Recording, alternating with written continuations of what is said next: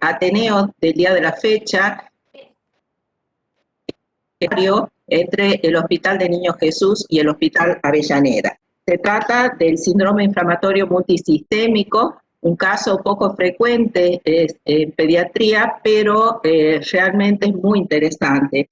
Y debemos estar alertas, digamos, la comunidad médica debe estar alerta en cuanto a su diagnóstico por la forma de presentación y por la gravedad de los casos. En el día de hoy, si bien la presentación la van a realizar la doctora Adriana Soto, infectóloga del Hospital Avellaneda, y la doctora Gabriela Camacho, infectóloga del Hospital de Niño Jesús, este caso clínico, o este Ateneo, perdón, ha sido, digamos, coordinado y ha sido preparado por un equipo multidisciplinario, entre los cuales están la doctora Norma Fernández, infectóloga, la doctora Verónica Firpo, también infectóloga, la doctora María Tawil, inmunóloga, la reumatóloga doctora Susana Galindo, cardióloga Susana Chico Campo, hemato-oncóloga Constanza Guardia y la internista Mariana Valderrama. Bueno, sin más que decir, dado la hora, vamos a dar inicio al Ateneo del día de hoy. Adrianita. ¿Se me escucha? Hola, buenas tardes. Hola. Sí, se te escucha, Adriana, perfecto. Hola, Adriana, ¿cómo estás? Sí, no sé si ya aparece la presentación porque no la veo. Ya, espera un momentito. Todavía no. Estoy intentando.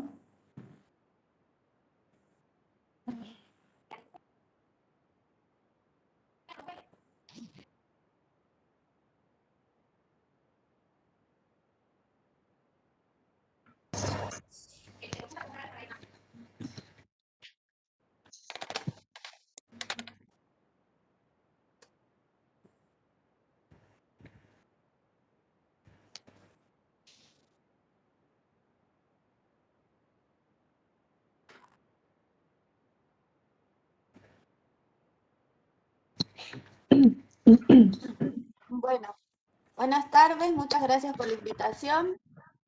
Hoy le toca al grupo pediátrico hablar sobre síndrome inflamatorio multisistémico post-COVID-19 en pediatría. Siguiente.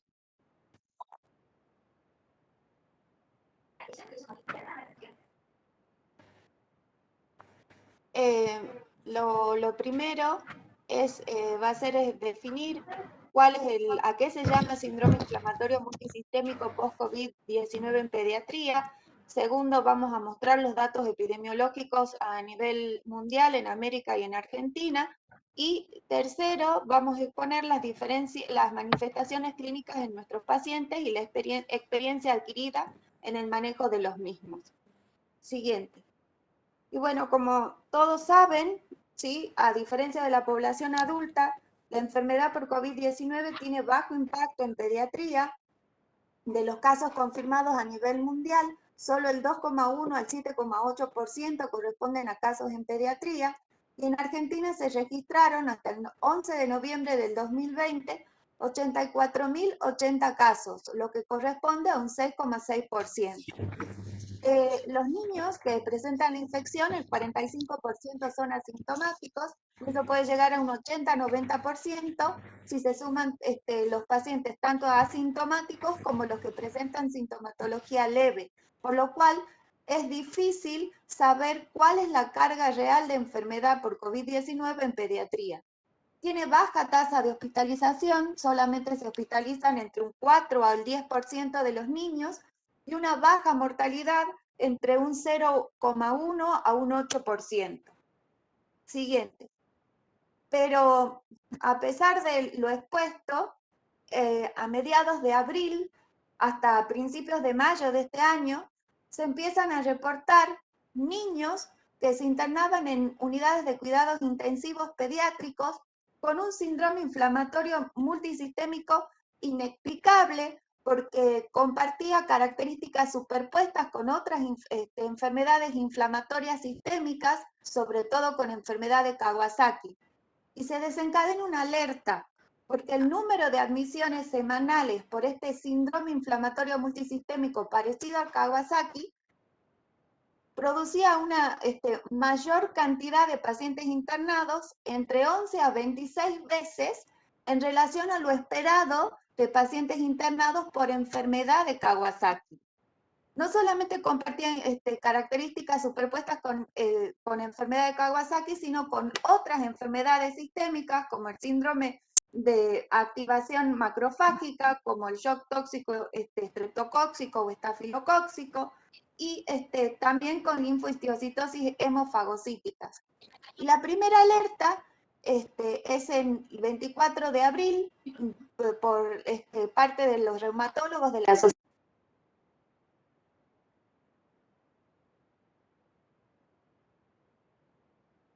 Ven estos niños con un síndrome parecido a Kawasaki, 2 días más tarde Reino Unido, poco tiempo después en Estados Unidos, y rápidamente aparecen ya las primeras guías sobre definición de esta nueva entidad de un síndrome inflamatorio multisistémico temporariamente asociado a COVID-19, y ellos lo definen como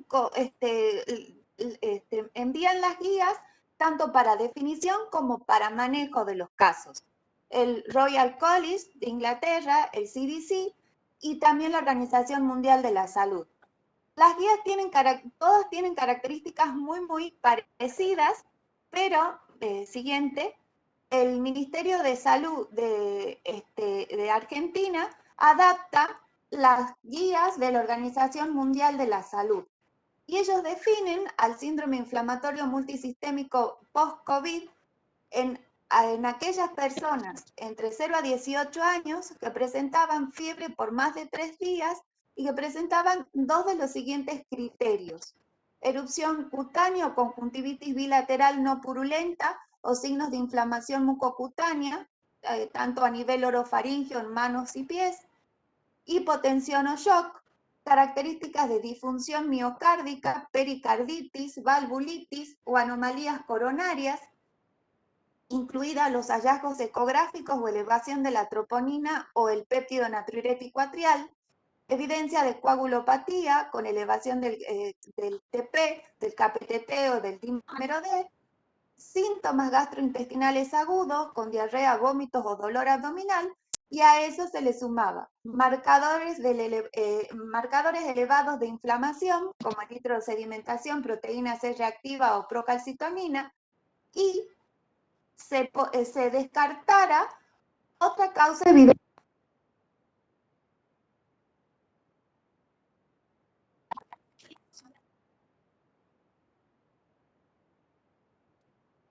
Confirmación de SARS-CoV-2, ya sea por PCR o por serología IgG positiva. Siguiente. En relación a este síndrome inflamatorio multisistémico, es una rara complicación. La expresión clínica es polimorfa, se describen diferentes fenotipos de presentación. En un fenotipo 1, donde predomina el cuadro abdominal con dolor abdominal, diarrea y vómitos.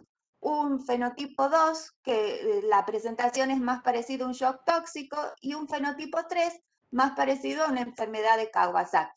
Es decir, comparte elementos con enfermedad de Kawasaki, con síndrome de shock tóxico, estreptocóxico o estafilocóxico, y con síndrome de activación macrofágica.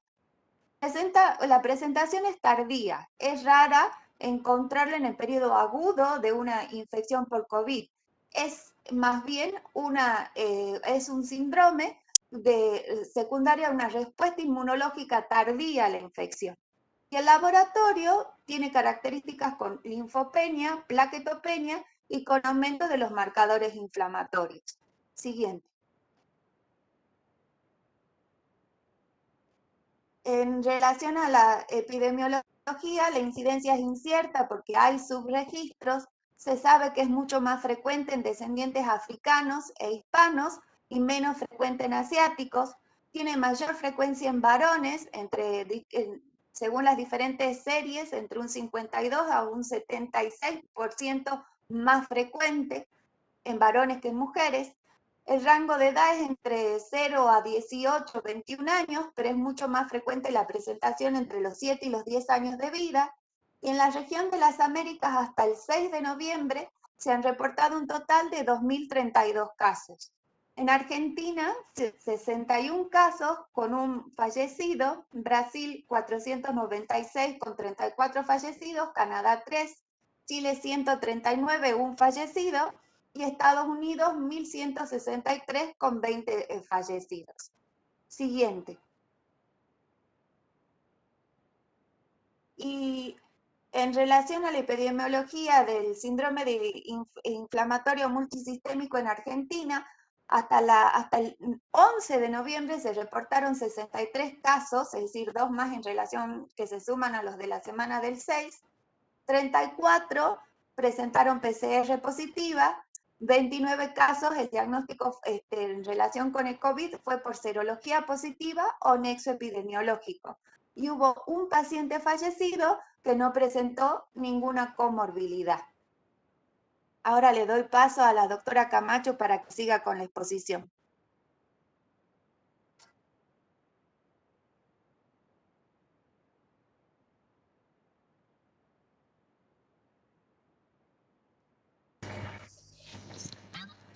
Hola, ¿qué tal? Buenas noches. Yo les voy a presentar el primer caso clínico, el primer paciente que ingresó a nuestro hospital, al Hospital del Niño Jesús, y luego después voy a hacer una revisión de los pacientes que tenemos registrados hasta este momento del Hospital Avellaneda y del medio privado también, ¿sí? Espera un poquito. Nuestro primer paciente fue un paciente de sexo masculino de 15 años de edad, sano, deportista, con vacunas completas para la edad. En los antecedentes familiares, al momento del interrogatorio, relataba un hermano conviviente que fue positivo para COVID-19 en el mes de octubre. El paciente ingresa a mediados del mes de noviembre. El motivo de consulta fue fiebre de 5 días de evolución.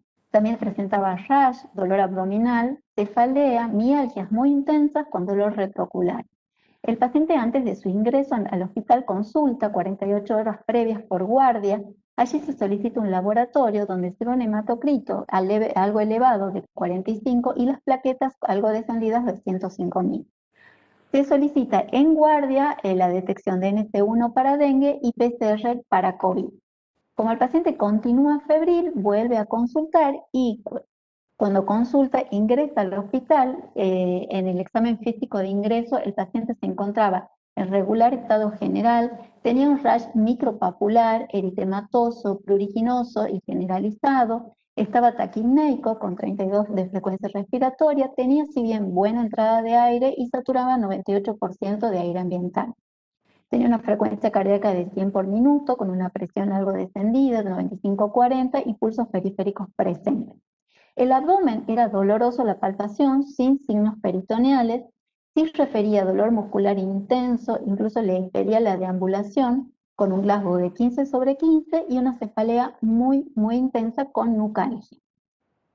Este es el rash que tenía el paciente, donde acá se observa mejor en la zona del brazo y acá en la zona de la rodilla, que con el correr de las horas se extendió hacia el resto del cuerpo. A su ingreso como sospecha diagnóstica se plantea síndrome inflamatorio multisistémico post-COVID, dengue grave y shock tóxico. En la conducta el paciente se ingresa y se interna en área crítica, se realiza expansión con solución fisiológica, se lo apoya con oxígeno, se toman cultivos y se medica con antibióticos, es evaluado por el servicio de cirugía, donde descarta el abdomen agudo quirúrgico y como métodos complementarios se solicita laboratorio con parámetros inflamatorios, se solicita medio interno, radiografía de tórax, hemocultivos, se hace PL y se manda cultivo líquido cefalorraquídeo. Teníamos pendiente el resultado del NT1 de 2 días previos, se realiza test de detección de antígenos para COVID que fueron negativos, se solicita serología para COVID, ecografía abdominal y ecocardiograma. Los resultados que recibimos, en resumen, tenemos en el laboratorio, se destacaba la anemia, tenía una linfopenia muy marcada, plaquetopenia con aumento de la eritrosedimentación y la PCR, tenía algo de falla renal con urea y creatinina elevadas, la bilirrubina también estaba elevada, la ferritina, el dímero D y el fibrinógeno muy elevados, los parámetros de afectación miocárdica también estaban elevados, la troponina, el proBNP y la procalcitonina también. Recibimos los resultados del NT1 negativo, la PCR y la IgM para COVID fueron negativos y la IgG fue positiva. Los cultivos, hemocultivos y de líquido cefalorraquídeo fueron negativos. En las imágenes se veía en la radiografía de tórax de ingreso un infiltrado bilateral, difuso, intersticial. En la ecografía abdominal había una hepatomegalia leve con un engrosamiento de la pared de la, de la vesícula biliar y un engrosamiento de la mucosa del apéndice fecal también. En la ecografía pleural informa un derrame pleural bilateral. En la tomografía de tórax se ven imágenes de condensación. Y en el ecocardiograma, que si bien el primer ecocardiograma del paciente es normal, el que se realiza a las 24 horas, se observa compromiso de la función miocárdica, tanto sistólica como diastólica, se observa dilatación de arterias coronarias de izquierda y derecha y derrame pericárdico. Estas son las imágenes, acá podemos ver en la radiografía el infiltrado intersticial, las imágenes de condensación en la tomografía. Este es el ecocardiograma, donde podemos ver acá en las arterias coronarias derecha e izquierda con un aumento de la refrigencia, que vale acá aclarar que el paciente en este momento tiene un tamaño de coronarias que son acordes para la edad. Cuando fue evolucionando el paciente, el tamaño de las coronarias fueron descendiendo cuando hubo una mejoría clínica, ¿sí? Y en acá que es el ecodoppler, lo que se ve, la disfunción diastólica que tenía el paciente. El paciente en horas desde su ingreso progresa a un shock refractario a volumen, por lo que se debe iniciar con inotrópicos, pasa a terapia intensiva, donde se coloca en ARM, y se decide iniciar tratamiento con gamma globulina endovenosa a 2 gramos por kilo, por la falla miocárdica y por el resultado de los laboratorios con todos los parámetros inflamatorios elevados, se decide hacer metilprednisolona en pulso, se hacen 2 pulsos a 10 miligramos por kilo, y por la edad del paciente y por la falta de deambulación que tenía el paciente, se decide iniciar profilaxis con enoxaparina.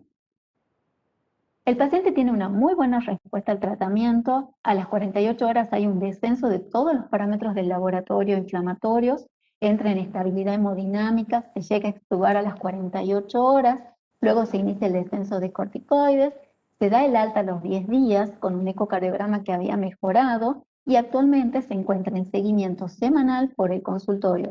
Se hace un consultorio en conjunto con el servicio de reumatología e inmunología para el seguimiento de estos pacientes y por el servicio de cardiología. En esta tabla está plasmado los pacientes que tenemos registrados hasta el 4 de diciembre, ¿sí? En total, en la provincia de Tucumán son 12 casos, 12 pacientes, 2 pacientes que pertenecen al Hospital Avellaneda, un paciente que pertenece al sector privado y el resto de los pacientes pertenecen al Hospital de Niños, ¿sí? Lo que queremos mostrar con esta tabla es que en todos estos pacientes hemos tenido en el laboratorio un aumento de los parámetros inflamatorios, ¿sí? Que la mayoría de los diagnósticos se hizo con IgG positiva, la mayoría tuvo PCR negativa. 11 de los 12 pacientes tuvieron alteraciones, tuvieron compromiso cardíaco con alteraciones en el ecocardiograma, ¿sí? Y en la clínica tuvimos pacientes que se presentaron como PIN, digamos, o Kawasaki-like, y también tuvimos pacientes que se presentaron como shock séptico y 2 pacientes con franca clínica abdominal, incluso entraron como abdomen agudo quirúrgico, se realizó una apendicectomía y a las 24 horas los pacientes comenzaron a presentar fiebre persistente y rash, y con aumento de los parámetros inflamatorios en el laboratorio. Como tratamiento, todos recibieron gamma globulina, algunos recibieron corticoides, ¿sí? Y aspirinas, y solo un paciente requirió inotrópico y anticoagulación. Nosotros registramos 12 casos, como les dije, hasta el 4 de diciembre, y el primer caso diagnosticado en Tucumán fue en la semana epidemiológica 44, que fue el 26 de octubre, ¿sí? Este cuadro lo que quiere mostrar es que a partir de la semana 33 de epidemiológica, que coincidió con la transmisión comunitaria en la provincia, comenzamos a tener pacientes internados con diagnóstico de COVID, ¿sí? Y 12 semanas después del inicio de la internación de pacientes, tenemos el primer caso de SIMS. Con los pocos pacientes, lo que llegamos a las siguientes conclusiones. ¿Sí? El rango de edad que presentaron fueron de 14 a 17 años con un promedio de 8 años. Predomina francamente el sexo masculino. Solo 2 pacientes tuvieron enfermedad de base.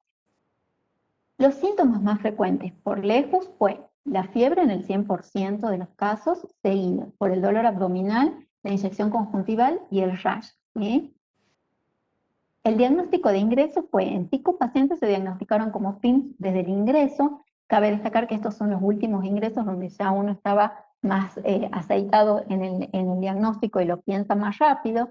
También tuvimos pacientes que ingresaron, como les dije, como abdomen agudos quirúrgicos. Un paciente que ingresó con diagnóstico de COVID, sospechado de COVID agudo, que era un paciente asmático que tenía una clínica francamente respiratoria, donde la IgG fue positiva y todo el laboratorio inflamatorio elevado, ¿sí? Tuvimos un paciente con shock séptico, un paciente que ingresó con sospecha de dengue y 2 pacientes con diagnóstico de síndrome febril.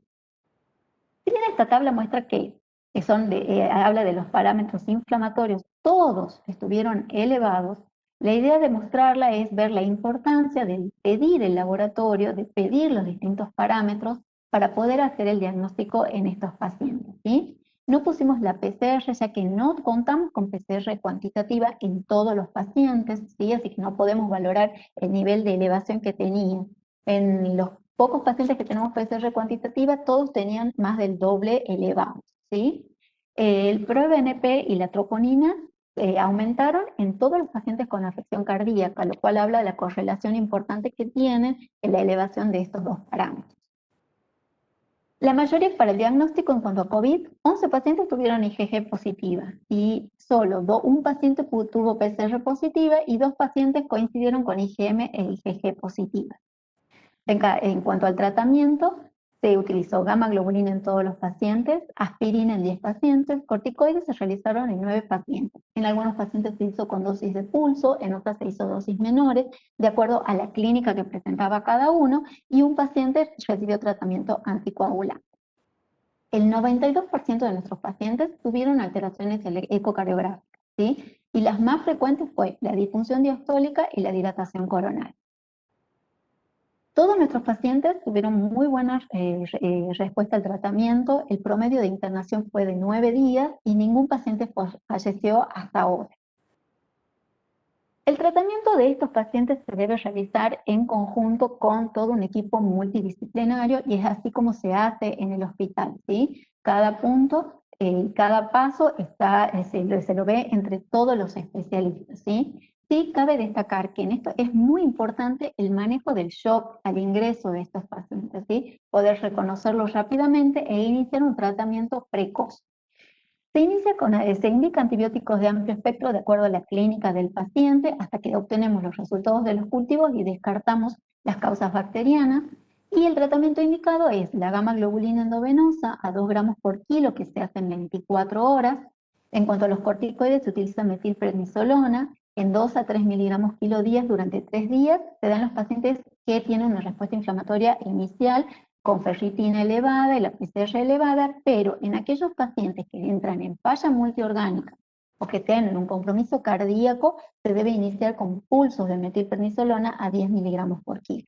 La aspirina está indicado fundamentalmente en los pacientes que tienen el fenotipo síndrome Kawasaki, donde en general no necesitan iniciar tratamiento antibiótico porque la clínica es bastante clara y está indicado, no se ha usado en ninguno de nuestros pacientes, inmunosupresores en el caso de pacientes que son refractarios al tratamiento de gamma globulina en 2 dosis y en el tratamiento con corticoides. En este caso, el inmunosupresor que mejor respuesta ha tenido, mejores resultados, ha sido anakinra en 5 a 10 miligramos kilo endovenoso cada 12 horas. Por supuesto que si requiere la indicación de esta medicación, va a ser indicado por todo el equipo multidisciplinario. En cuanto al tratamiento anticoagulante, sabemos que en pediatría no es frecuente las complicaciones, las complicaciones coagulantes, de enfermedad o de coagulación, digamos, ¿sí? Pero sí está indicado en los pacientes que tienen algún factor de riesgo, como la enfermedad oncológica activa, aquel paciente que tenga antecedentes familiares o personales de algún evento tromboembólico, los pacientes obesos, los que tengan una falla de ventrículo izquierdo severo, con los pacientes con imposibilidad de la deambulación y en aquellos niños mayores de 12 años y adolescentes también estaría indicado. Las dosis, el tratamiento se hace con enoxaparina en dosis profilácticas y antes del evento tromboembólico, que se utiliza en menores de 2 meses, 0,75 miligramos kilodosis cada 12 horas de enoxaparina, y en mayores de 2 meses, 0,5 miligramos kilodosis cada 12 horas o 1 en 24 horas.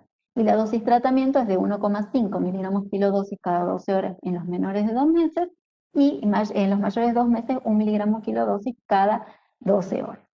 Ahora le voy a dar lugar a la doctora Mariana Valderrama, ella es médica internista, para que nos aclare un poquito cómo es el tratamiento o el manejo de shock en estos pacientes.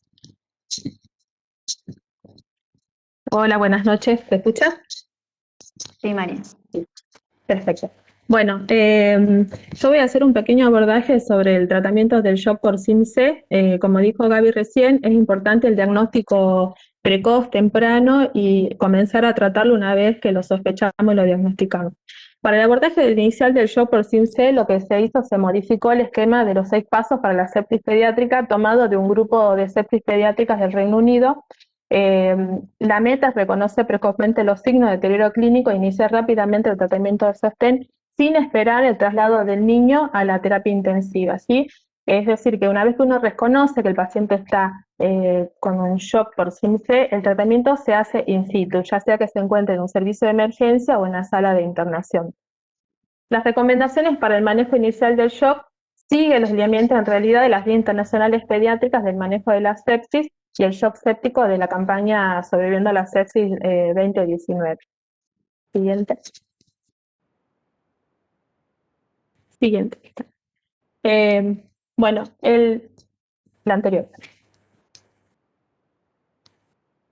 El shock en el CIMC tiene como una característica distintiva que hay una contribución variable entre el shock vasopléjico y el shock cardiogénico. Estos pueden estar solos o combinados, por lo que la resucitación con fluido, que es uno de los pilares del tratamiento, debe ser suficiente pero muy juiciosa debido al componente cardiogénico. ¿Sí? Hay siempre que tener en cuenta que es un shock más bien mixto, vasopléjico y cardiogénico, o vasopléjico o cardiogénico. Por la naturaleza de estos tipos de shock requieren un soporte inotrópico y vasopresor, por lo que estos pacientes deben ser trasladados una vez que se inició el tratamiento rápidamente a una terapia intensiva para adecuar el tratamiento inotrópico. El shock cardiogénico en el CIMC muchas veces está provocado por distintos mecanismos, entre ellos está la arritmia, por lo que habrá que tenerlo presente al momento de diagnosticar el shock, ¿sí? Si es que el paciente está cursando una arritmia además del shock cardiogénico, o sea que haya desencadenado el shock cardiogénico la arritmia. Bueno, las metas para el tratamiento del shock por CIMC son las mismas que se usan para el tratamiento del shock séptico. La reanimación está dirigida a corregir las alteraciones hemodinámicas y metabólicas. La carencia de un monitoreo hemodinámico invasivo no justifica el retraso del tratamiento. ¿Qué quiere decir? Que no hace falta que el paciente esté plenamente invadido para comenzar a tratarlo, ¿sí?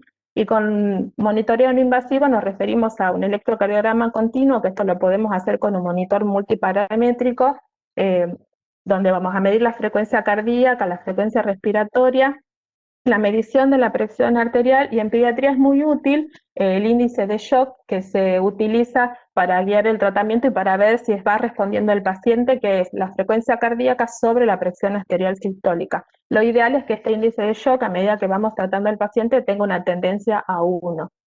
También tenemos que medir la saturación de oxígeno, el flujo urinario y la temperatura rectal axilar. Este sería el paquete de reanimación inicial y el monitoreo que uno hace en el paciente una vez que hemos diagnosticado el shock, ¿sí? Bueno, los 6 pasos para la reanimación y el tratamiento del shock por CIMC se realizan dentro de la hora de reconocimiento inicial del shock, ¿sí? Y tenemos como meta hacerlo en 60 minutos, ¿sí? Muchas veces esto es difícil, pero es la meta que está demostrada que mejora la sobrevida de los pacientes con shock séptico. Entonces, el primer paso sería dar oxígeno, que se va a titular según la necesidad, de acuerdo al nivel de hipoxemia y trabajo respiratorio del paciente. Vamos a aportar oxígeno cuando la saturación sea menor a 90%. Podemos comenzar con una cánula de bajo flujo e ir escalando tratamientos. Si el paciente no mejora, si el trabajo respiratorio no mejora y el paciente continúa hipoxémico, a máscara no reinhalación, cánula de alto flujo, BNI o finalmente existencia respiratoria mecánica. Lo que hay que tener en cuenta con este primer paso es que muchas veces estos procedimientos generan aerosoles, por lo cual el equipo profesional que atiende a este paciente tiene que contar con el equipo de protección personal, con los EPP, y tratar de hacerlo en un ambiente cerrado. El segundo paso, una vez que reconocemos el shock, aportamos oxígeno, es obtener un acceso venoso o intraóseo y tomar laboratorios y cultivos, ¿sí? Las recomendaciones para el acceso venoso intraóseo son los mismos que usamos para el tratamiento del shock séptico, es decir, que dentro de los 3 a los 5 minutos de reconocido el shock, el paciente ya debe contar con un acceso venoso intraóseo. El laboratorio que se toma es un laboratorio general, con un hemograma completo, con recuentos de plaquetas, un coagulograma. Se pide el laboratorio especial de inflamación para SIMS, también se pide fibrinógeno, dímero D, y bueno, las pruebas diagnósticas para COVID. El tercer paso es considerar antibióticos, ya sean de manera intravenosa o intraósea, que a pesar de que esto es una entidad viral, en la práctica es muy difícil distinguir semiológicamente entre el shock por SIMC, el shock séptico y el shock tóxico. Está recomendado usar de inicio antibióticos empíricos, más que nada para cubrir los patógenos, sobre todo el estafilococo y el estreptococo, y estos antibióticos deben ser administrados dentro de la primera hora de tratamiento. Es importante tomar cultivos de sangre, pero la imposibilidad de tomar hemocultivos por cualquier motivo no debe retrasar la administración del antibiótico, ¿sí? El cuarto paso es considerar la administración de fluidos. La mayoría de los pacientes con CIGE se presentan con un shock hipovolémico por las pérdidas previas que tienen por gastrointestinales, pero también tenemos que tener siempre presente la disfunción miocárdica. Por lo tanto, la estrategia de tratamiento es administrar fluidos adecuados a cada paciente.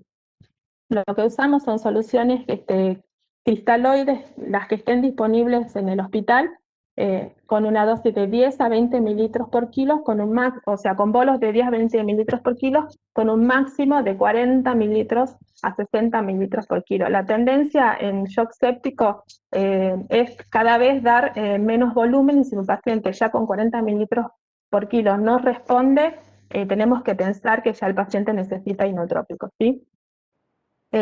Vamos a ir titulando la administración de líquidos de acuerdo a los signos de sobrecarga de volumen que pudiera presentar el paciente. Teniendo en cuenta que estos pacientes tienen disfunción cardíaca, entonces muchas veces los signos de sobrecarga se presentan de manera precoz. Y los signos de sobrecarga serían la aparición de rales crepitantes pulmonares, el R3 o el hígado palpable. El quinto paso es, una vez que nosotros estamos tratando a este paciente, comenzar a activar las consultas con los especialistas para dirigir el tratamiento específico, más que específico de sostén, ya sea que necesite gamma globulina o corticoides, entonces hay que avisar infectología, reumatología, emergentología. Y el sexto paso, que es el paso como el paso final y como más importante, es que si no hay respuesta a fluidos, hay que considerar la administración de inotrópicos y la necesidad de un monitoreo múltiple, que esto ya se hace en una terapia intensiva, ¿sí? Entonces, si el paciente no respondió a fluidos o se encuentra ante un shock cardiogénico, tenemos que iniciar la infusión de drogas vasoactivas, ¿sí? Los inotrópicos se pueden administrar ya sea por vía periférica, de manera diluida, que es lo que estamos haciendo en el hospital en el primer momento de diagnóstico del shock séptico. Usamos la adrenalina, que la hacemos en una dilución especial, se puede usar la vía intraósea o un acceso venoso central, que bueno, esto es más difícil en la primera hora de la reanimación, ¿sí?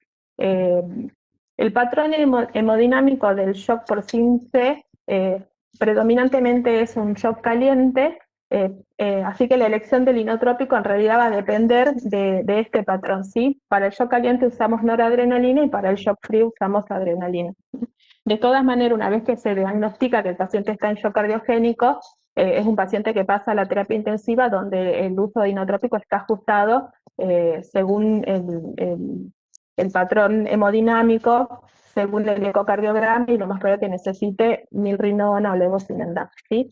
Bueno, lo importante de estos 6 pasos de identificación y tratamiento del shock por SIM-C es que se hacen dentro de la hora de reconocimiento, con la revaloración continua, y esto es lo que mejoraría la sobrevida de los pacientes pediátricos con este síndrome. Gracias, Mariana. Bien. Gracias. Bueno, en estos pacientes los criterios de alta son la disminución progresiva de los marcadores inflamatorios en el laboratorio, ¿sí? Cuando tengamos 2 o 3 laboratorios con franca disminución, cuando vemos disminución de las troponinas también, debe llevar 48 horas por lo menos, sin requerimiento de oxígeno, sin inotrópicos y afebril. Debe tener niveles terapéuticos de anti-10 en caso de que se haya anticoagulado el paciente. Debe poder alimentarse e hidratarse adecuadamente y con mejoría del ecocardiograma. Como conclusión, nosotros consideramos que es fundamental el diagnóstico precoz de estos pacientes, pero también el manejo por un equipo multidisciplinario. Son pacientes realmente graves, hay muchos pacientes que se presentan con dolor abdominal y es importante hacer el diagnóstico diferencial con el abdomen agudo quirúrgico. Como les conté, tuvimos 2 pacientes que fueron intervenidos, 3 pacientes que fueron intervenidos quirúrgicamente. Si bien no es una complicación frecuente, en nuestra provincia sí estamos viendo un aumento en la presentación en las últimas semanas. Por lo tanto, es importante tenerlo en cuenta en el diagnóstico, ¿sí? Cuando estamos atendiendo a nuestros pacientes en guardia, en consultorios, ¿sí? Tenerlo en cuenta. Y es bueno saber que todos nuestros pacientes tuvieron una buena evolución y sin mortalidad hasta el momento, ¿sí? Esta es la bibliografía con la cual se ha consultado y quedamos abiertas a las preguntas junto con todo el equipo de especialistas para las dudas que tengan. Muchas gracias.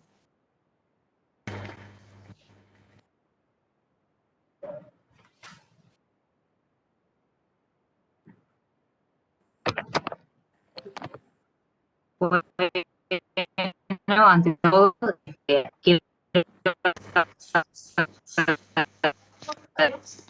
agradecer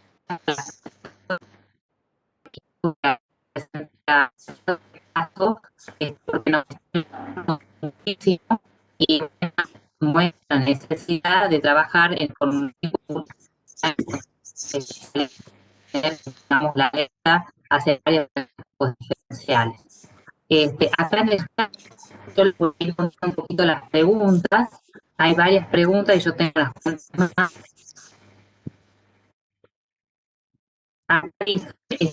Paola Casanova, y al principio se mencionó esto en la de Adriana, la mortalidad entre 4 y 8%, como se llama la atención el rango amplio, y muy alto también nacional en cuanto a mortalidad del síndrome.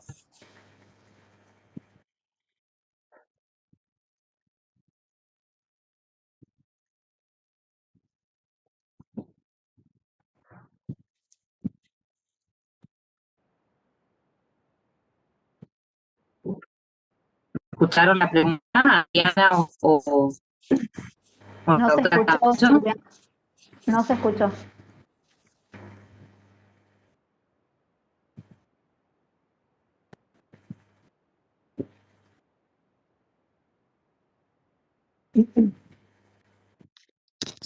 No se escucha, ¿eh?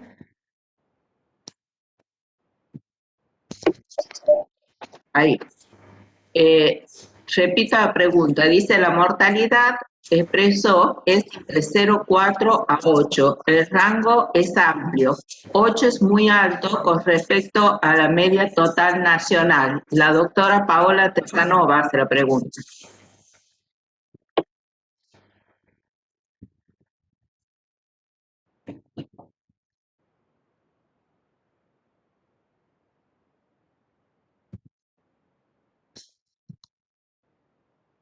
Hola, sí, la mortalidad no es alta, ¿sí? En general es muy baja la mortalidad. Lo que pasa es que es un síndrome muy nuevo, donde no se conoce del todo, ¿sí? Si ustedes ven el cuadro de las Américas, Brasil tiene una mortalidad mucho más alta que los otros países, ¿sí? Ya estamos terminando de conocerlo, si bien la mortalidad sabemos que es bastante baja, ¿sí?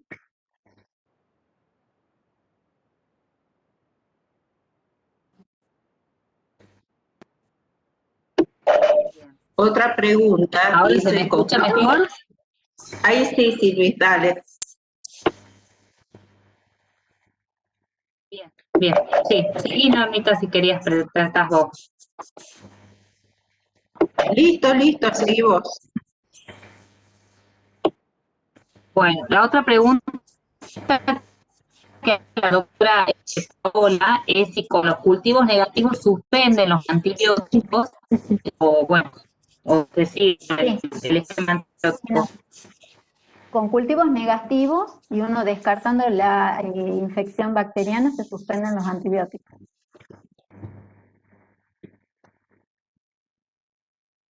Y relacionado con eso, yo quería preguntarles si se han apoyado en la procalcitonina o no la usan. No tenemos disponibilidad todo el tiempo de procalcitonina, son muy Para la pacientes. supresión del Sí, en el paciente que presenté, el primer paciente, tuvimos procalcitonina y nos pudimos apoyar en eso también, junto con la troponina y el ProBNP. La procalcitonina del primer paciente era muy elevada, entonces se cubrió con antibióticos.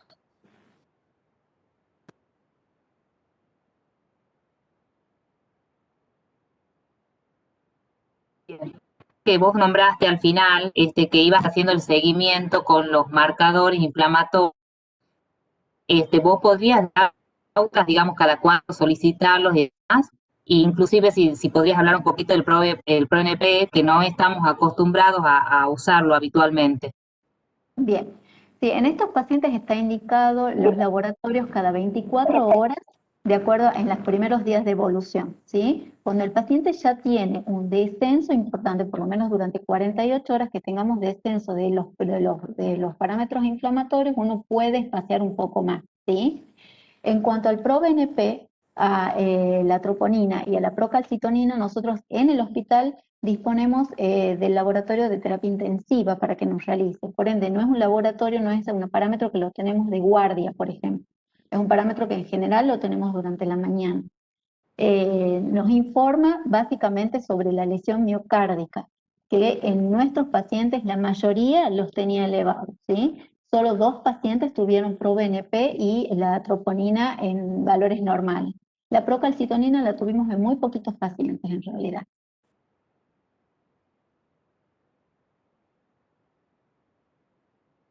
No sé si responde o... Sí, muy bien. O sea, nos queda el mensaje del control cada 24 horas hasta la normalización o hasta que comience el descenso. El descenso. Acá hay otra pregunta de la doctora Jimena Lurralde. Dice, en otras patologías, generalmente los pulsos de solumedrol se indican a 30 miligramos por kilo. En este caso, se usa 10 miligramos por kilo. ¿Es por algún motivo en particular que se use una dosis menor? Esta te la dejo a vos. Hola, sí, ¿se me escucha, perdón? Hola Susana, sí, ¿cómo te vas, Sí, Susana? ¿Cómo andás? Hola Silvi, ¿cómo andás? La Bien, doctora bien, buenas noches a todos.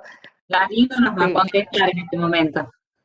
Bien, el tema con respecto a los corticoides, correcto, lo que preguntó la doctora Lurralde, muy buena pregunta. Las dosis normalmente varían en las enfermedades reumáticas, cuando hablamos de pulsos, van entre los 10 a los 30 miligramos kilos. Entonces, en general, nosotros podemos decir, le hagamos un mini pulso cuando vamos hacia los 10 miligramos por kilo, y cuando hacemos un pulso pleno es a 30, sabiendo que no debemos exceder el gramo, ¿ok? Digamos, de solumedrol.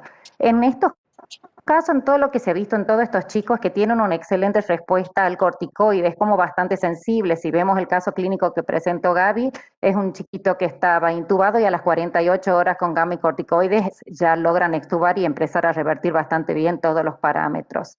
Entonces, siempre que usamos corticoides tenemos que tratar y tener presente de usar la dosis que sabemos que va a ser efectiva, pero siempre tratando de que sea la menor dosis posible, teniendo en cuenta la toxicidad que tiene el corticoides. Así que por eso es que se ha pautado, no por nosotros, sino a nivel mundial, que sea 10 miligramos kilos, y la verdad es que tienen excelente respuesta.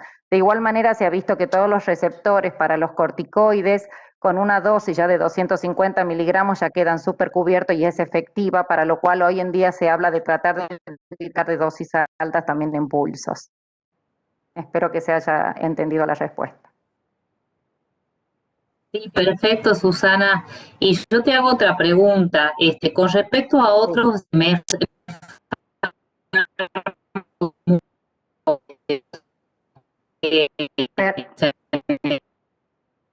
Perdón, Silvita, está todo cortado, no escucho, no entiendo.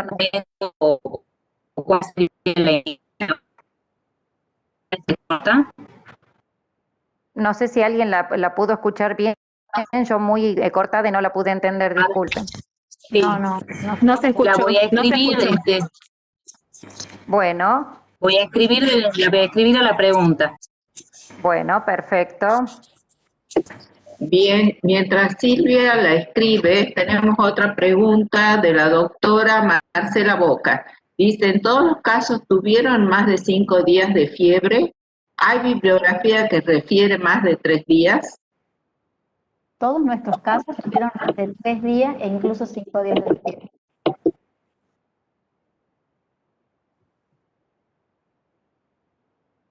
Bien.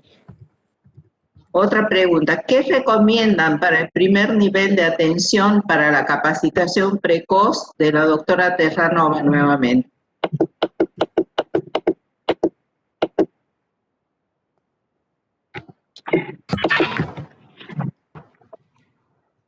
A ver, ¿querés que conteste, Gaby? Sí, contesta. Me parece que hoy en día los signos de alerta, de alarma que debería tener el pediatra en primer nivel de atención es en un paciente que lleva varios días de fiebre, digamos más de 3 días de fiebre, con cuadro intestinal ya de dolor cólico, de diarrea, inclusive de vómitos, que puedo no tener rash, pero que pueda y también mirarse bien la conjuntiva, empezar con una pequeña inyección conjuntival, debe tenerse la alta sospecha de ese paciente y derivarse, digamos, tempranamente a un centro de mayor complejidad. Creo que en el primer nivel de atención quizás el acceso a un laboratorio en el momento que nos vaya mostrando inflamación no va a estar al alcance de todos y se va a dificultar mucho más y por ahí retrasar el diagnóstico temprano, que es lo que va a cambiar totalmente también el pronóstico en estos chicos, ¿no?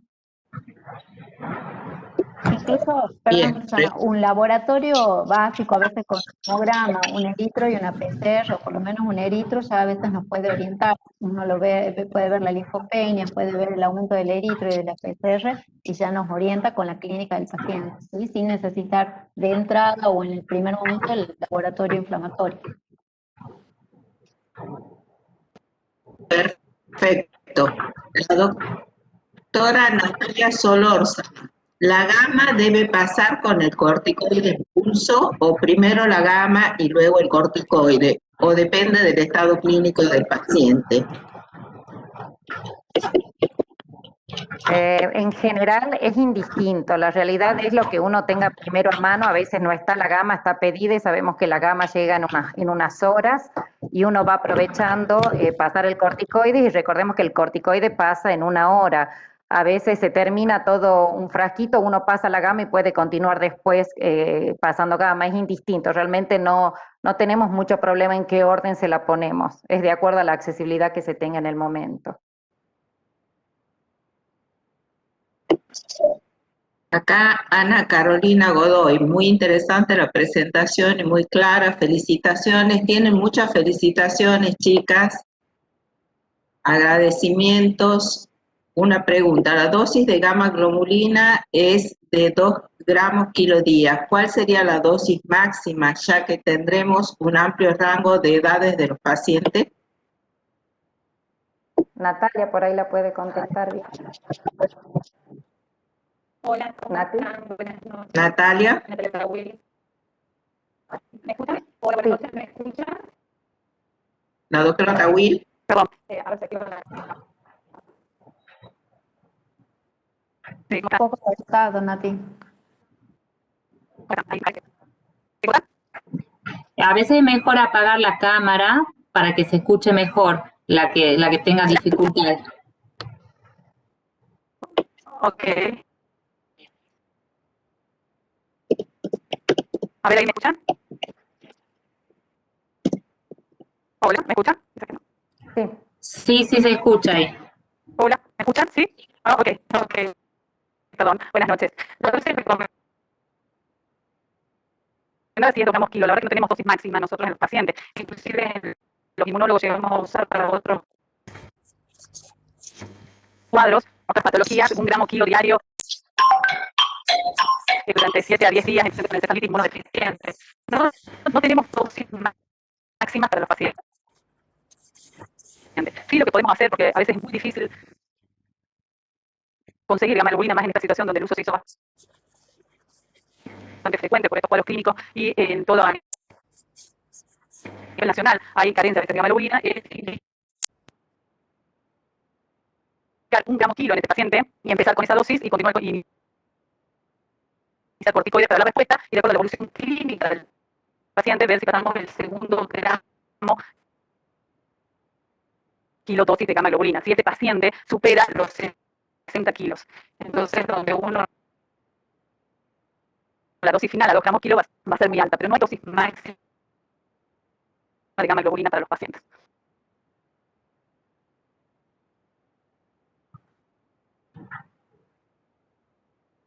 No sé si se entendió. Se ha escuchado un poco entrecortado.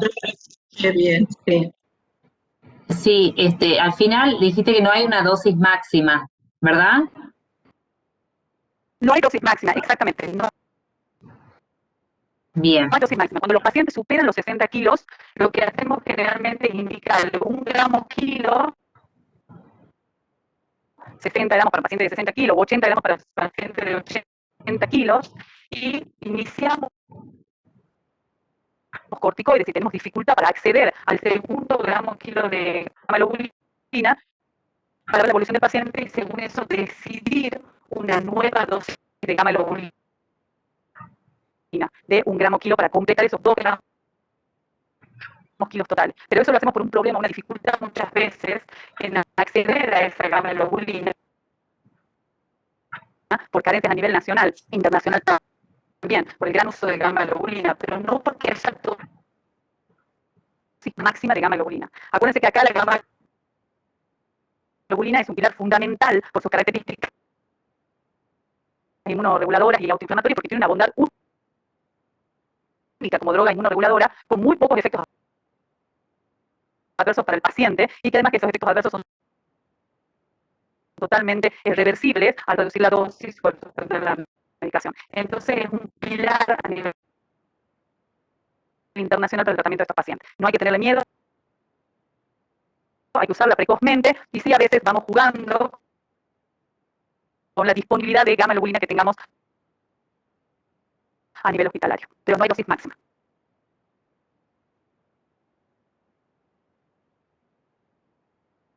Susi, tenés apagado el micrófono.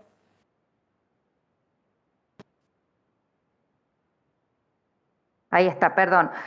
Como sé que están poniendo en el chat que no escuchan muy bien lo de la doctora Tawil y trabajo día a día con ella, para resumirles lo que dijo es, no hay una dosis máxima, normalmente es a 2 gramos kilo. El tema es en que niños con pesos muy altos, de 70, 80 kilos, por ahí el stock a nivel inclusive mundial está pasando esto de gamma globulina con muchos pacientes que llegan, digamos, uno todos los días aparece un paciente, se ve comprometido quizás, entonces lo que se hace es pasamos a 1 gramo kilo en esos chicos y le damos la posibilidad de corticoides y tienen excelentes respuestas también. Por supuesto, si necesitar ese paciente porque sigue siendo como refractario que persista febril, se completa el otro gramo kilo, desde ya no es que no se lo va a pasar, pero es lo que se está haciendo en muchas partes del país, del mundo, en chicos que tienen alto peso. Pero no hay un tope máximo de gramos por kilo, no de gramos por kilo, perdón, de gramos totales a pasar.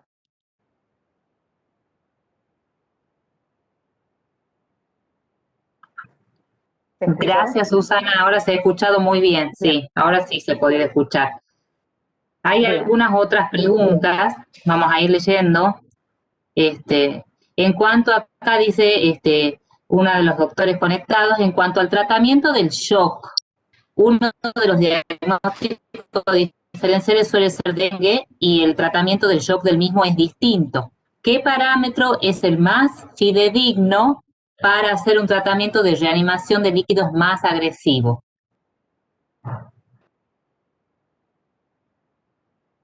¿Querés contestar vos, Mari?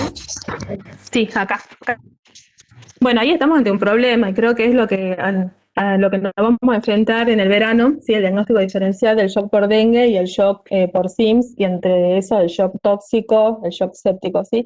Tengamos en cuenta que en el dengue, por ahí, uno de los parámetros del cual nos podemos guiar es el laboratorio inicial, donde el paciente con shock por dengue tiene una hemoconcentración, que es un parámetro por ahí de laboratorio más que clínico, bien. Y después, el paciente que está shockado, en realidad la clínica del shock es la misma en todos, o sea, la taquicardia, la hipotensión, los pulsos periféricos débiles. Entonces, no hay como un parámetro que diga, bueno, este es shock por dengue y este es shock por COVID, que sea fidedigno. Te lo va a guiar la clínica, los antecedentes, la epidemiología y los laboratorios iniciales, ¿sí? Una vez que el paciente está en shock, el tratamiento que se hace es del shock, ¿sí? Cuando es un paciente, acá la pregunta es para hacer un tratamiento guiado por líquidos como más agresivo y más fidedigno.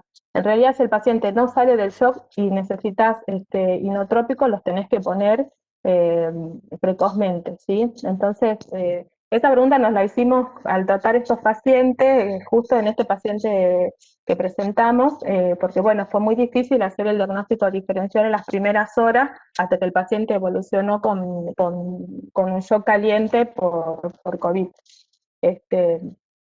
por SIMSE. Pero bueno, por ahí lo que te puede ayudar es el laboratorio y la hemoconcentración y bueno, y valorar si hay escape plasmático, escape de fuga capilar, perdón. ¿Sí? Pero bueno, la meta en realidad es tratar el shock y sacar al paciente del shock e iniciar los inotrópicos a partir, digamos, de entre 40 mililitros por kilo cuando el paciente no responde y no dejar pasar más tiempo y que el paciente no persista en la hipotensión, ¿sí?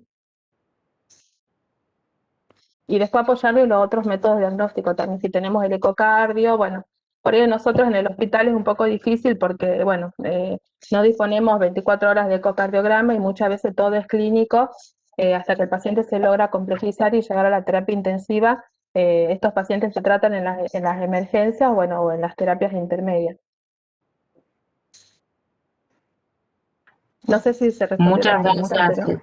Susana. Sí, y acá vos estuviste escribiendo en el chat el tema de los biomarcadores y también este tema de la insuficiencia en relación con la insuficiencia cardíaca y la dilatación de las cavidades. ¿Los podés explicar un poquito desde el punto de vista tuyo de cardiológico? Hola, buenas noches. Sí, el ProBNP, si bien es un marcador que no se usa mucho en la parte pediátrica, sí es un marcador que se usa de insuficiencia cardíaca en la parte de adulto mucho. Nosotros lo estamos intentando incorporar lo más que se pueda porque es de gran ayuda y es un marcador de insuficiencia cardíaca por aumento de la presión y de las cavidades. O sea, cuando aumenta la presión, por aumento del volumen, muchas veces esto que es un péptido natriurético cerebral se llama, pero que están los receptores a nivel de las aurículas, va aumentando. Cuanto mayor es el número, mayor es la insuficiencia cardíaca del paciente.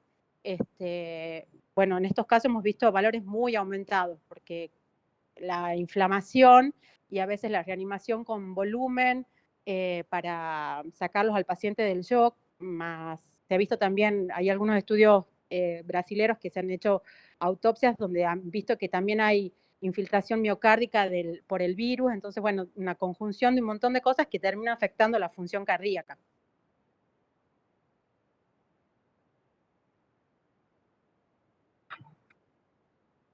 Bien, muchas gracias, Susana. Acá hay un comentario del doctor Tomás Fiori, que dice que hay que tener en cuenta que algunos pacientes están por arriba del rango de admisiones en pediatría. Por lo tanto, los servicios pediátricos tenemos que estar abiertos a recibir pacientes quizás de 18, 19 años. ¿Podrían hacer algún comentario de esto?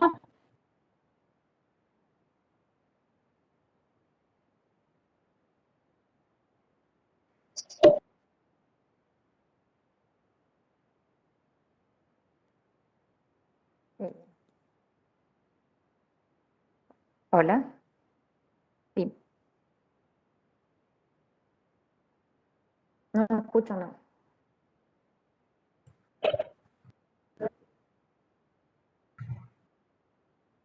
¿Sí escucharon la pregunta? Sí. No se escucha.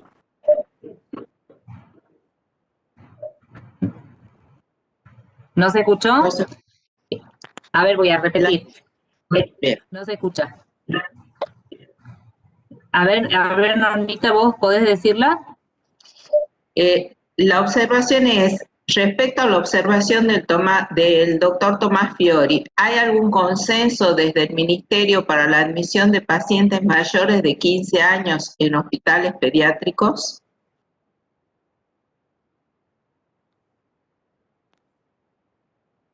¿Alguien del equipo tiene conocimiento? El consenso del ministerio no. No, creemos que no. No. Se dificultaría mucho el ingreso a terapia intensiva si el paciente lo requiriera en el uso de ADM y todo el equipamiento para ese paciente. Ya se dificulta cuando los pacientes pesan 70 o 80 kilos, que tenemos pacientes pediátricos con ese peso, pero no tenemos consenso para permitir el ingreso de esos pacientes. Quizás deberíamos alertar también a los hospitales o a los centros de adultos por la posibilidad de estos pacientes.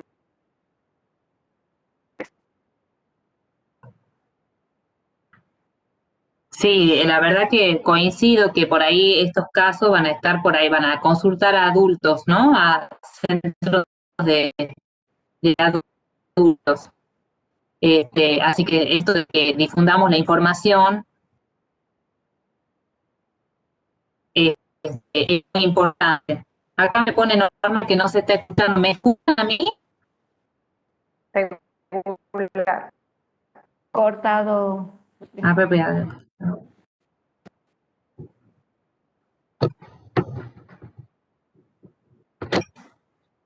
Hola, ¿ahora? Ahí estás mejor. ¿Ahí está mejor?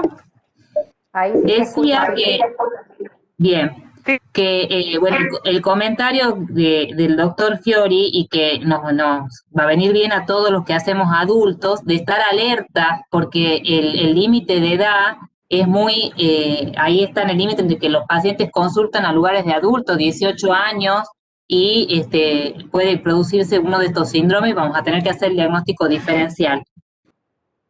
A eso apuntaba el comentario y la pregunta. Ahora hay otra pregunta de Melina. Dice, varios pacientes ambulatorios consultan con antecedente de COVID positivo en la familia hace 1 a 2 meses. Con rash, conjuntivitis no purulenta y fiebres, menos de 3 días, pero buen estado general. Esto justificaría laboratorio y o ecocardiograma y la felicita al grupo.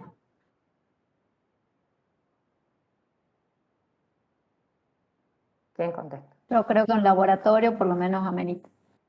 No sé qué opinas vos, Susi. Sí, creo que el laboratorio y si uno le da, si el estado clínico es bueno del paciente y por ahí esperamos 1 o 2 días más, seguramente va a llegar a los 5 días tranquilamente y va a tener y juntar más criterios para inclusive llegar a recibir la medicación y quizás mostrar alguna anomalía cardíaca por la alta frecuencia que tenemos del impacto cardíaco en estos pacientes. Todos prácticamente tienen algún toque en distintas formas, ¿no? ¿Puedo hacer un comentario? Está pasando un poco en el consultorio que pacientes que vienen a consulta cardiológica por otra cosa, tienen un pequeño derrame pericárdico, nada que comprometa el estado general y que ni se indica medicación, nada, sino por ahí un control. Y en la referencia, como muchas veces estos derrames están asociados a otros cuadros virales, respiratorios que normalmente se ven en pediatría, la familia a veces refiere que tuvieron el antecedente de haber tenido algún familiar con COVID o haber estado toda la familia aislada. De esto leve, asintomático, ambulatorio, no hay mucho escrito, la verdad que, bueno, es como que se está haciendo la experiencia, pero son cuadros que no necesitan ningún tipo de tratamiento, solamente un seguimiento en el tiempo. Y son casos muy aislados, no es en la mayoría. Sí, están descritos casos leves, ¿sí? Que se ha hecho tratamiento ambulatorio sin requerir gamma-globulina, solamente control, ¿sí? No es mucha la bibliografía, pero está descrito los casos leves.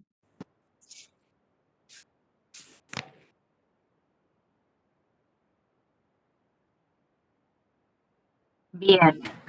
Y relacionado con esta pregunta, acá lo que pone la doctora Paola Terranova es que si tienen un paciente con esas características, pero sin nexo epidemiológico con COVID y con un hisopado nasofaringeo negativo, si se considera laboratorio y la derivación oportuna. Y lo difícil del diagnóstico diferencial. Sí, es muy difícil y aparte tener en cuenta que todos nuestros pacientes han tenido IgG positiva y PCR negativa, ¿sí? Solo uno tuvo PCR positiva y hay pacientes que no tienen el nexo epidemiológico y nos ha pasado con pacientes que no tenían antecedentes familiares y la IgG fue positiva. Yo creo que si vos tenés todas las características que te definen el caso clínico, es necesaria la derivación. O por lo menos hacer un dosaje de anticuerpos. Eso te iba a preguntar, entonces en esos casos la serología es lo que te estaría orientando, digamos. Sí. ¿Y ustedes en el hospital están haciendo ahí la serología por algún tipo de método en particular o la derivan? Mira, la serología estamos ahora teniendo para hacerla en terapia intensiva, ¿sí? Se hace cuantitativa, IgG y IgM. A veces al principio cuando no teníamos para hacer la determinación se estaba enviando al laboratorio de salud pública, con la contraparte de que por ahí se demoran los resultados. Es como que no entendían por ahí la rapidez que nosotros necesitábamos los resultados para poder interpretar a nuestro paciente, ¿sí? Ahora lo estamos teniendo. ¿Por cuánto tiempo? No sabemos porque los reactivos no siempre los tenemos para hacerlo, digamos. O sea que ahora la estás pudiendo hacer localmente en el hospital y eso te da una gran oportunidad de acercarte al diagnóstico. Así es. Bien. Así es. Acá hay otra pregunta. Sí, sí. ¿Me escuchan? Perdón, soy Natalia. Escribile en el Es una chat. aclaración porque a veces... ¿no se escucha? Bueno. No se escuchan a ti. No se escucha nada, ok, escribo en el chat. Sí, doctora, escribilo en el chat y lo leemos. Acá hay otra pregunta hasta que la doctora escriba. Dice de Marcela Boca, ¿CPK-MB se altera?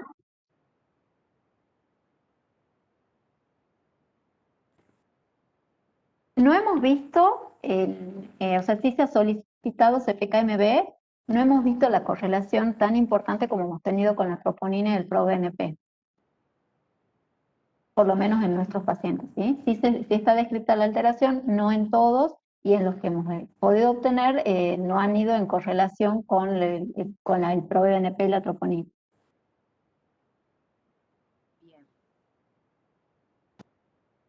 Acá hay una consideración que puso en el chat el doctor Medina Ruiz, que me parece muy importante que la leamos.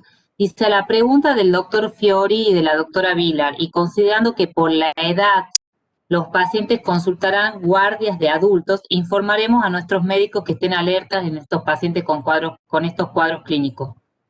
Igualmente, Igual seguramente serán consulta a los pediatras por su mayor experiencia en esto. Perfecto, muy bien. Después hay una pregunta de la doctora Yolanda Brete. Dice, ¿se estaría en condiciones de hacer una valoración del promedio de días de internación respecto a otras casuísticas? El promedio es entre 7 y 10 días más o menos en general.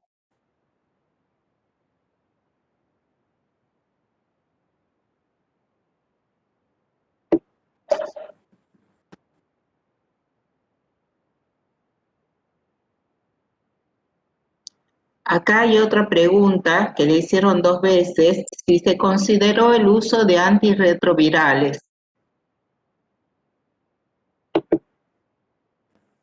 No, no está en ningún momento una patología que requiera tratamiento antirretroviral. Sabemos que la fisiopatología es causada por la respuesta inmunológica desmedida, por lo tanto el antiviral acá no tendría indicación. Bien, gracias. La doctora Terranova, la serología cuantitativa ambulatoria es difícil, lo accesible son los marcadores de inflamación, hace el comentario. Y yo creo que puede pedir el laboratorio y si ya lo tiene alterado y la gran sospecha se envía al hospital. Se deriva al hospital.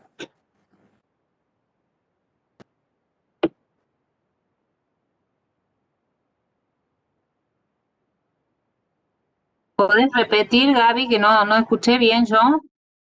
Que si vos tenés un laboratorio, la posibilidad de hacer un laboratorio inflamatorio y una alta sospecha clínica, podés ir pidiendo el laboratorio y si eso te asienta más en tu sospecha clínica, se envía y el paciente está clínicamente estable, obviamente, que puede esperar, yo lo derivaría al hospital.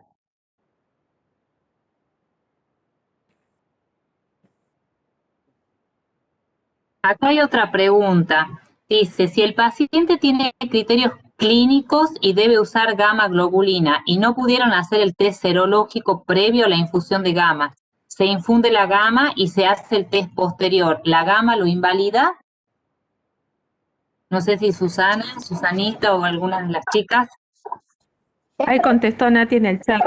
Es Nati preferible contestó. hacerlo previo a la gama, pero se puede hacer Posteriormente no lo va a invalidar a los No lo va a anticuerpos. Exactamente.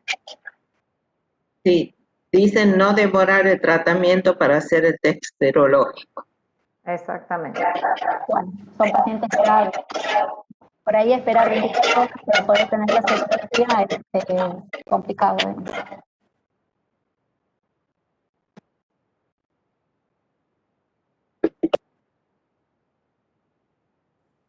Acá me dicen, es una pregunta, afirma lo que ella escribió, ¿no? Para que no se malinterprete, perdón. La doctora Tawil, quiero decirle, inmunóloga.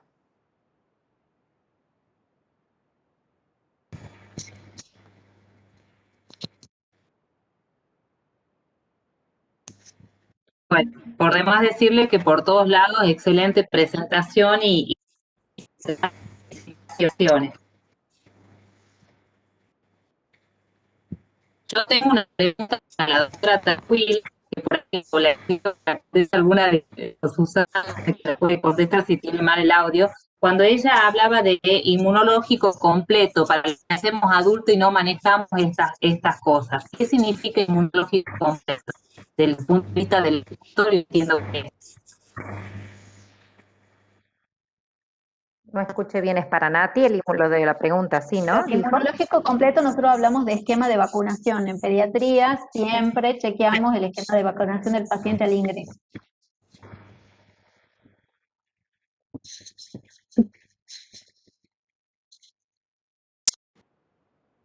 Si es a eso a lo que se refiere la pregunta, no sé qué otra pregunta. Sí, hola. ¿Se escucha? Sí. Se escucha, Natalia. Generalmente se hace referencia, no sé dónde estaba esa referencia inmunológica completo, pero es un término muy usado, capaz de una manera más errónea, para definir la vacunación del paciente, pero no existe la evaluación inmunológica completa, digamos.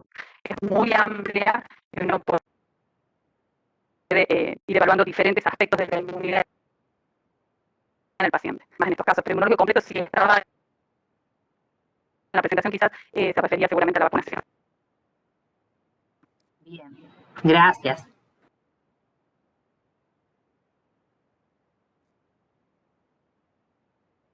Con respecto a la aclaración, ¿se escucha cuando hablo? Bastante mal, ¿no? Muy entrecortado, Nati.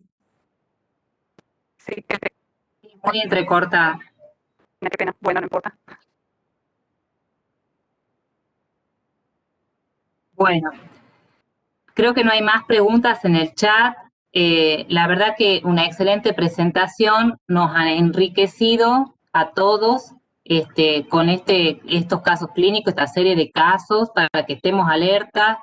El tema del diagnóstico, el mensaje para llevarnos a casa del tema del diagnóstico diferencial con dengue en vista de la situación epidemiológica que nos pueden sobrevenir en los próximos tiempos. Así que muchísimas gracias. Felicitaciones a todas. Y bueno, quería contarles que el próximo Ateneo también va a ser un Ateneo que nos van a dar pediatría. En este caso va a ser el uso de alto flujo y va a ser un Ateneo colaborativo también entre el Hospital del Este y el Hospital Avellaneda.